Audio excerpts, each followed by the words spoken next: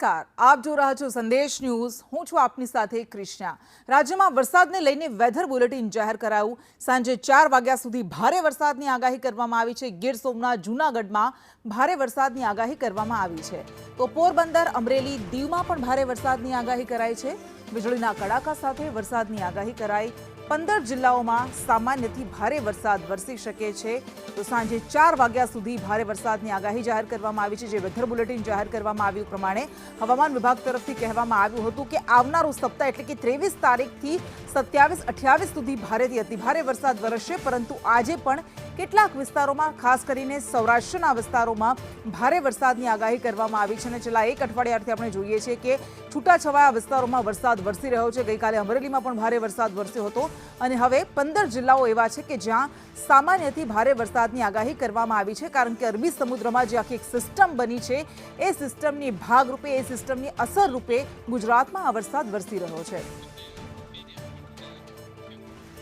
અને વધુ વિગત સાથે સહયોગી અંકિત આપણી સાથે જોડાયા છે. અંકિત, અરબી સમુદ્રમાં સર્જાયેલી સિસ્ટમ જે બાદમાં ચક્રવાતમાં પરિણમશે કે કેમ એ હજુ નક્કી નથી, પરંતુ એની ભાગરૂપે, એની અસરના ભાગરૂપે ગુજરાતમાં વરસાદની આગાહી કરાઈ છે. શું છે સિસ્ટમ, શું કહે છે સિસ્ટમ? બિલકુલ કૃષ્ણ, 36 કલાકનો આમ તો સમયગાળો આપવામાં આવ્યો છે. ડીપ ડિપ્રેશનમાં તે ફેરવાઈ શકે છે, ડિપ્રેશનમાં ફેરવાઈ શકે છે. અને ત્યારબાદ વધુ ખાના ખરાબી જે છે તે ગુજરાત અને મહારાષ્ટ્ર રાજ્યના અલગ અલગ જે વિસ્તારો છે તેમાં સર્જી શકે તેવી શક્યતાઓ વ્યક્ત કરવામાં આવી છે.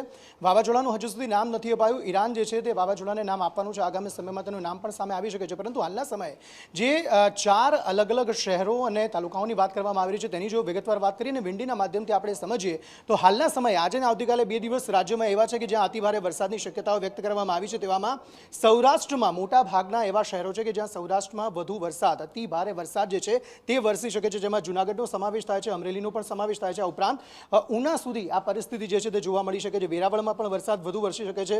રાજકોટ, ચોટીલા, ગોંડલ, જસદણ ત્યાં સુધી પણ આ પ્રકારની સ્થિતિ જે છે તે જોવા મળી શકે છે. મોરબી સુધી અને કુડા અને જામનગર સુધી આ પ્રકારની સ્થિતિ જે છે તે સર્જાઈ શકે છે. જે વાવાઝોડું જે ડિપ્રેશનમાં ફેરવવાનું છે તેને લઈને આ પ્રકારની સ્થિતિ જે છે તે રાજ્યના અલગ અલગ શહેરોમાં જોવા મળી શકે છે. ઓવરઓલ જો જોવા જઈએ તો લગભગ 6 થી 6.5 ઇંચ જેટલો વરસાદ જે છે તે વરસી શકે તેવી શક્યતાઓ વ્યક્ત કરવામાં આવે છે. પરંતુ જોવાનું એ રહેશે કે આગામી સમયમાં ચક્રવાતનું સ્વરૂપ કેવું હશે. કારણ કે એવું પણ કહેવામાં આવ્યું છે કે જે જગ્યાએ વરસાદ વરસશે ત્યાં 40 થી 50 કિલોમીટર પ્રતિ કલાકની ઝડપે પવન પણ ફૂંકાઈ શકે છે. અને ઓવરઓલ જો જોવા જઈએ તો 28 થી 29 તારીખ સુધીમાં આ વાવાઝોડું જે છે તે ગુજરાત અને મહારાષ્ટ્રના અલગ અલગ વિસ્તારોમાં ટકરાય તેવી પણ શક્યતાઓ છે. તેવામાં સુરક્ષાના ભાગરૂપે ચોકસાઈ પણ રાખવામાં આવી રહી છે. ઓવરઓલ માત્ર ખાલી 4 કલાકની જો વાત કરીએ તો આ અલગ અલગ શહેરો છે કે જ્યાં વધુ વરસાદ, અતિભારે વરસાદની શક્યતાઓ વ્યક્ત કરવામાં આવી છે. જી બિલકુલ અંકિત, આભાર આપનો.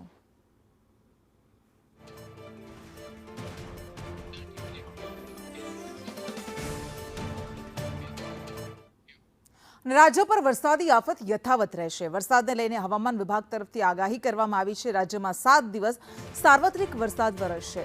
2 દિવસ સામાન્યથી ભારે વરસાદ રહેશે. આજે વાવાઝોડા અને ગાજવીજ સાથે વરસાદ પડશે. રાજકોટ, અમરેલી, ભાવનગર, જૂનાગઢ, ગીર સોમનાથ, ભરૂચ, સુરત, ડાંગ, તાપી, વલસાડ, દાદરાનગર હવેલીમાં ભારે પવન સાથે વરસાદની આગાહી કરવામાં આવી છે. સાયક્લોનિક સર્ક્યુલેશન સક્રિય થતા વરસાદ રહેશે. અમદાવાદ અને ગાંધીનગરમાં સામાન્ય વરસાદ પડશે.